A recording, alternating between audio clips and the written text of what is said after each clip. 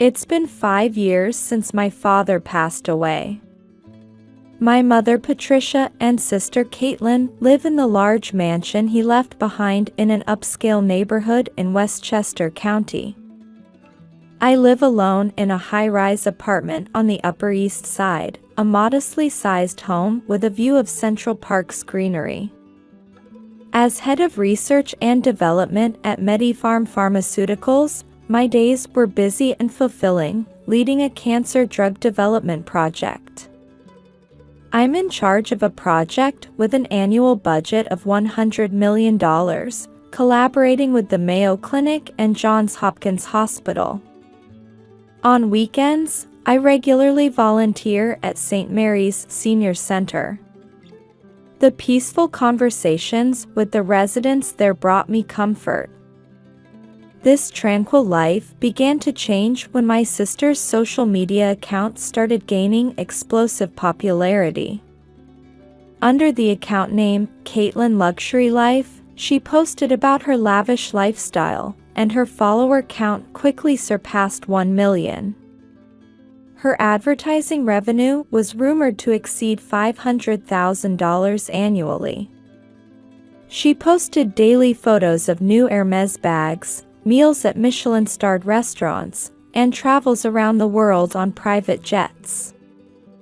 With her flashy blonde hair, perfect makeup, and designer clothing, my sister's posts became the envy of young women everywhere. Mother leveraged my sister's popularity to further strengthen her influence in New York society. With an annual income of over $1 million from our late father's estate, she established her social standing through charitable work and served as a board member of the New York Charity Association. Then the harassment against me began. Social media attacks, rumors spread to damage my reputation. Comments like, "How can someone from such a wealthy family live such a plain life?" and "The sister is a family embarrassment," started appearing on my sister's social media account. However, I chose to endure it silently, maintaining my belief in making my own way through merit. One day, my sister announced her engagement to investor James Harrison. The post received over 1 million likes. James came from a prominent Boston family. His father was chairman of an investment bank, with strong connections in political and financial circles. He seemed like an ideal match for my sister, being meticulous and highly conscious of social standing. Wedding plans progressed rapidly, with arrangements made for a 400-person ceremony at the iconic Plaza Hotel. The budget was rumored to exceed $500,000. Industry VIPs and society notables were added to the guest list. A custom wedding cake from Sylvia, Dom Perignon champagne, and a course menu featuring veal osso buco. Everything was planned to be top tier. However, I never received an invitation. When I asked Mother, she dismissed me, saying, "You must be busy. You've got your hands full with drug development." Still, I told myself this was my sister's special day. I prepared a modest navy Ralph Lauren dress and a Tiffany necklace. Manhattan was bathed in summer sunshine. I started preparing early in the morning, slipping into my navy Ralph Lauren dress. My makeup was subtle but carefully done. I paired the outfit with a Tiffany diamond necklace and pearl earrings inherited from Mother. Looking at my reflection in the mirror, I sighed deeply. As I carefully styled my black hair into an updo, I reaffirmed my desire to sincerely celebrate my sister's special day. Outside my window, Central Park's trees swayed in the early summer breeze. The sight of morning joggers gave me a sense of normalcy. I arrived at the Plaza Hotel exactly at 11 a.m.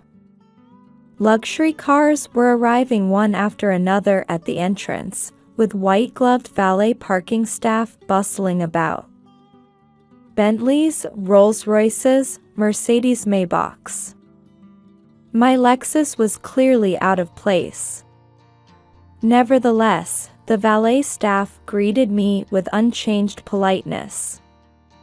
"Have a wonderful time, Ms. Walker."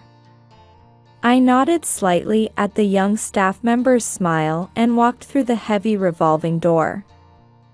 Stepping into the hotel lobby, I was struck by the sparkle of crystal chandeliers. The Italian marble floor was adorned with lavish floral arrangements, creating a fairy tale-like elegance. Pure white calla lilies and pink roses were arranged in graceful curves. The sweet scent of lavender enveloped the entire space.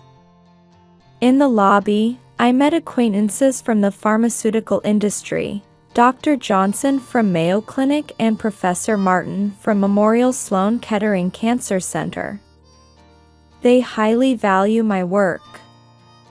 We eagerly discussed the clinical trial data for a new anti-cancer drug.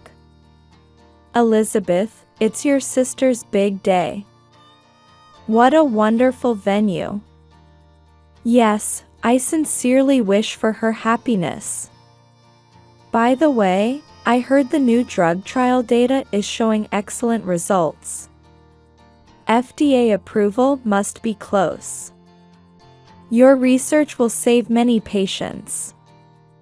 Engaging in pleasant conversation, we headed toward the reception hall. The long corridor was filled with luminaries of society, ladies in Chanel tweed suits, women carrying Hermès Birkin bags. Everything was perfectly coordinated. Snippets of conversation revealed rumors that the wedding budget exceeded $500,000. The walls were adorned with 18th-century French tapestries, and Renaissance-style murals decorated the ceiling. Along both sides of the corridor, antique vases held pure white Casablanca lilies, their pristine fragrance wafting through the air. I stopped in front of the venue doors. A security guard in a black suit stood there holding the latest iPad. With tense feelings, I approached the guard checking the list. A gold name tag reading Plaza Security gleamed on his chest. "Your name?" "Elizabeth Walker." "One moment, please." The guard scrolled through the screens several times, frowning. My heart began to race at his expression. "I'm sorry, but your name is not on the list." Those cold words pierced my heart. I felt as if the surrounding temperature had suddenly dropped. "Please check again." "Elizabeth Walker. I'm the bride's sister." I could feel my voice trembling slightly. The guard checked the list again but simply shook his head expressionlessly. "I'm sorry, but you'll have to leave." Just then, I turned toward distant laughter. There stood Mother and my sister. Mother wore a pure white Chanel suit with a Cartier necklace gleaming at her throat. My sister was in a Vera Wang white wedding gown, a diamond tiara adorning her hair. She held the latest iPhone in her hand, pointing the camera in my direction. She was probably live streaming on social media. Comments flooded the screen, with heart emojis floating up. Messages like "Best drama ever" and "Serves Big Sis Right" danced across the screen. Mother and my sister wore triumphant smiles. Surrounding guests watched me with confused expressions. Some looked away apologetically. In that moment, I understood everything. This was no coincidence. It was all planned. The missing invitation, mother's words, everything had been preparation for this scene. I quietly turned on my heel. Walking back through the lobby, I felt concerned glances from acquaintances, but kept walking straight ahead. Dr. Johnson tried to call out to me, but I just returned a smile without stopping. When retrieving my car from valet parking, the young staff member showed an apologetic expression. His earlier bright smile had vanished. "Take care." I nodded slightly at his words and got into my car. The Plaza Hotel's imposing figure in my rearview mirror gradually grew smaller. Under the cloudless blue sky, I drove in silence. New York's skyline of high-rises felt colder than usual. My phone screen kept lighting up with notifications from my sister's social media live stream. It seemed thousands were watching simultaneously. I turned off all notifications and put the phone in my bag. Then, with a deep sigh, I headed home through Manhattan's bustle. On social media, a storm was already raging. The hashtag Walker Family Scandal quickly became trending, with angry comments pouring in from my sister's live stream viewers. The video had been shared with the Boston fiancé's family, and the Harrisons were furious. Pharmaceutical industry VIPs invited to the wedding were also raising protests one after another. Inquiries were flooding in from Mayo Clinic and Johns Hopkins Hospital, my project's research partners. In the Plaza Hotel's grand ballroom, more than half the guests had begun leaving early. The sharp sound of luxury heels on marble floors created a dissonant echo in the silent venue. My cell phone was receiving concerned messages from industry contacts. However, I kept it powered off. I quietly drank tea in my Manhattan home, gazing at Central Park's greenery outside my window. Then, as expected, the news arrived. The fiancé, James Harrison, announced the cancellation of the ceremony. "I cannot marry into such a family. I am terminating the engagement."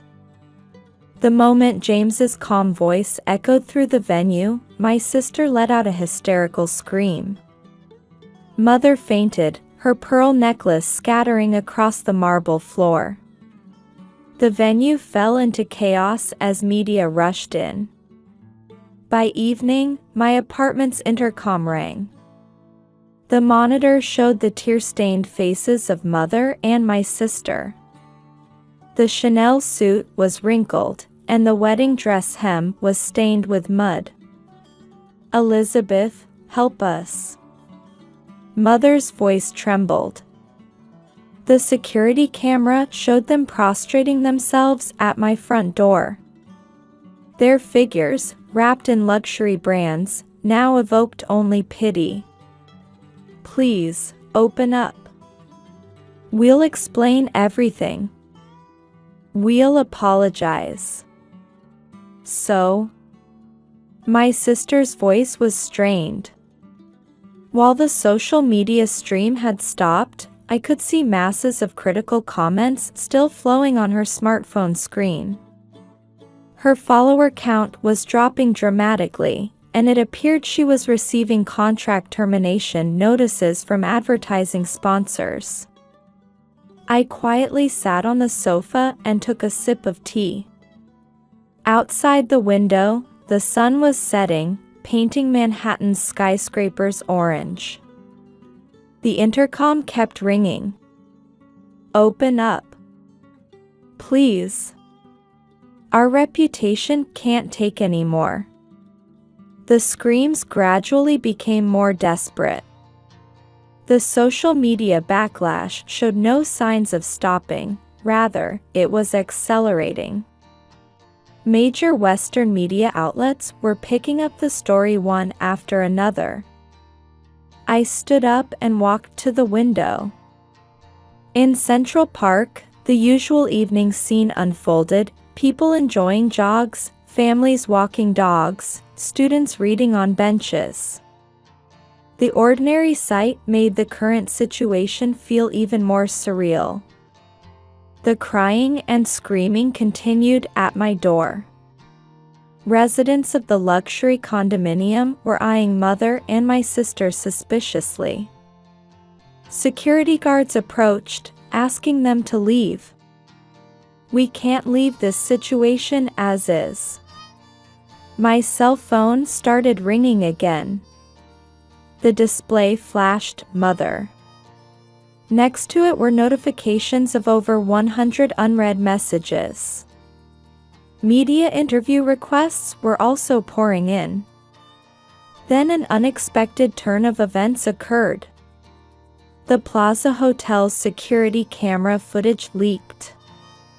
The footage of me being denied entry, mother and my sister laughing while filming, it spread instantly, triggering a new wave of outrage. The mass exodus of followers from my sister's social media account wouldn't stop. Her follower count, which had exceeded 1 million, plummeted to below 100,000 in 24 hours. But that wasn't all. Critical comments began flooding her past posts. Were all your past posts lies? Were the luxury brand advertisements actually borrowed items? Contract termination notices from advertising sponsors came like an avalanche. Her annual income of over $500,000 was about to become zero overnight. The Harrison family in Boston filed a massive damages claim. In addition to the $500,000 wedding costs, they demanded another $1 million for damage to the family's social credibility. The Harrison family, a prominent Boston dynasty, holds strong influence in political and financial circles.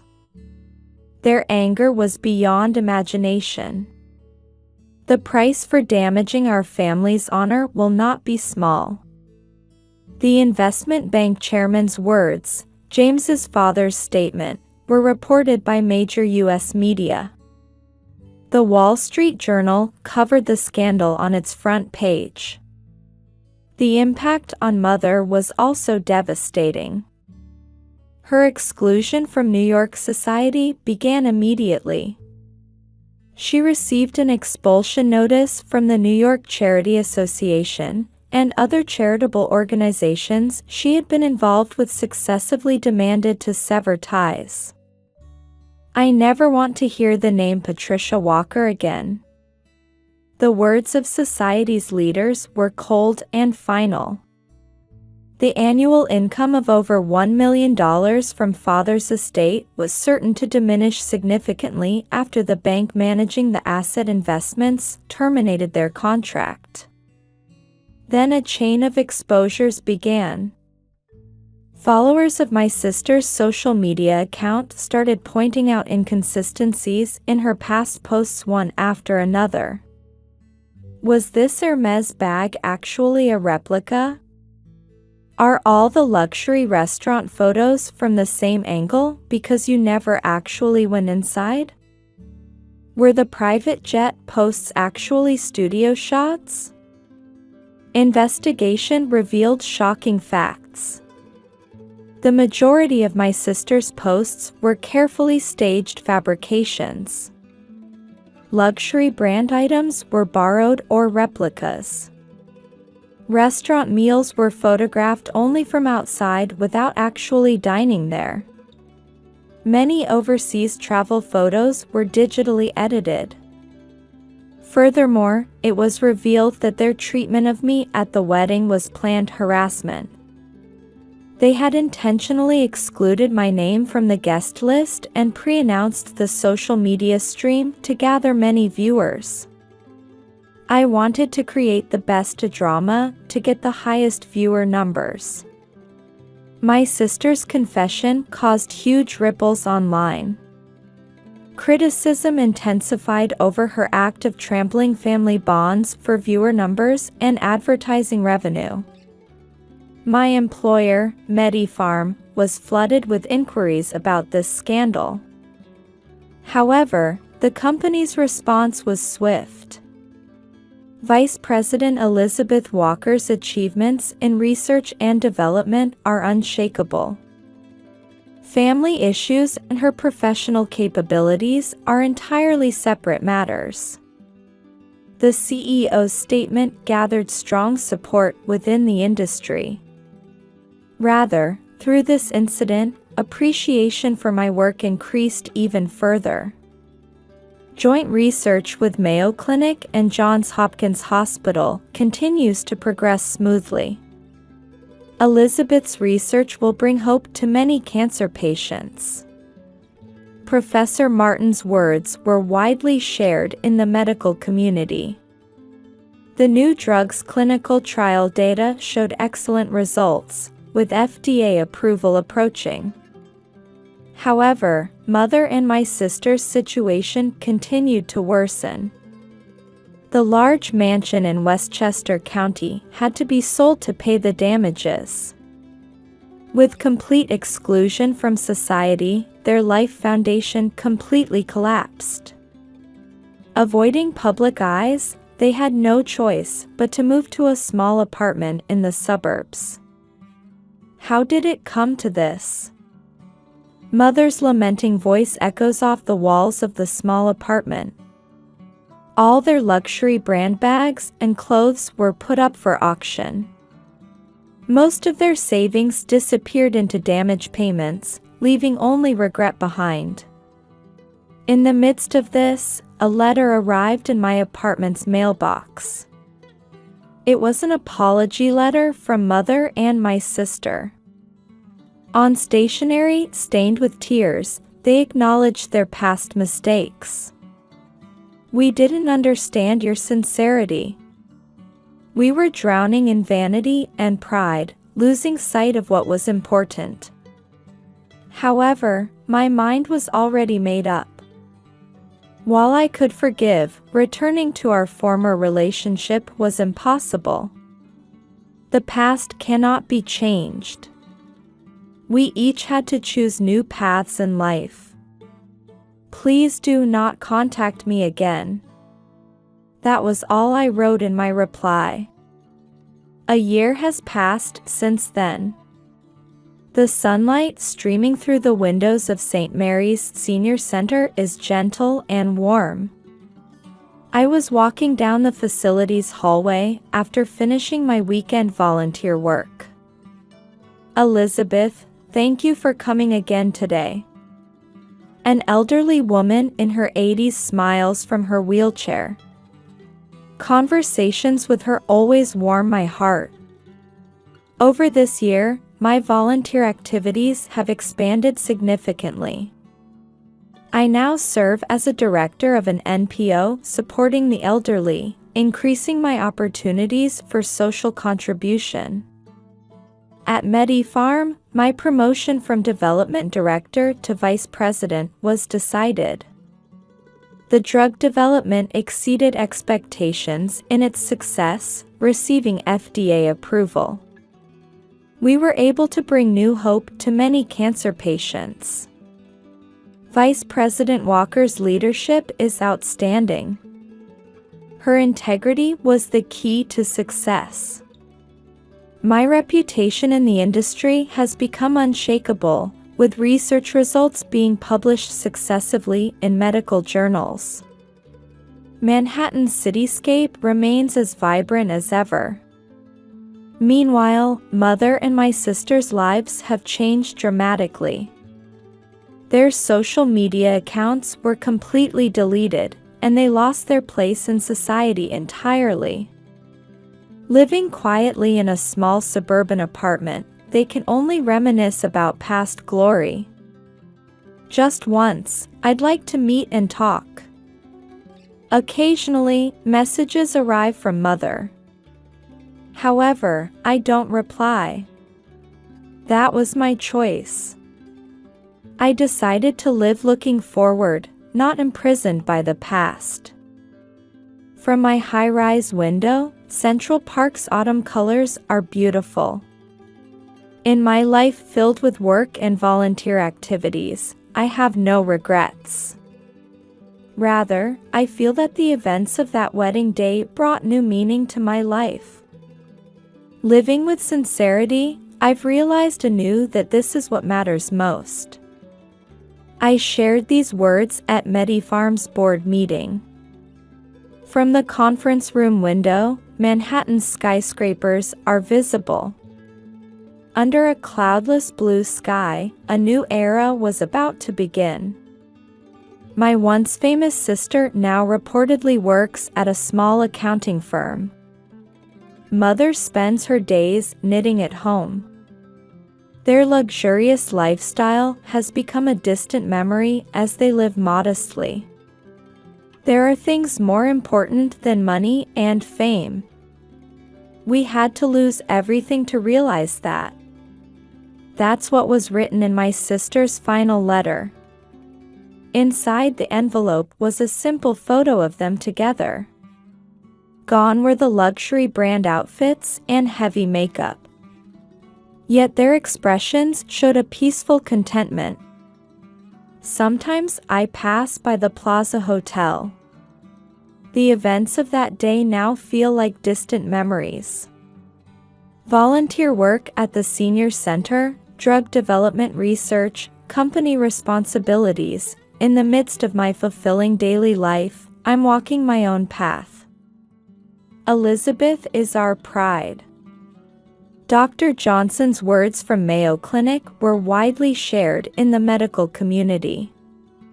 But for me, what matters most is the fact that I've lived true to my beliefs. Manhattan's twilight wraps the city in its usual beauty. The setting sun reflects off the high-rise windows, painting the city in orange light.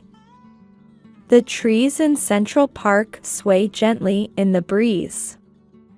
Tomorrow will bring another new day.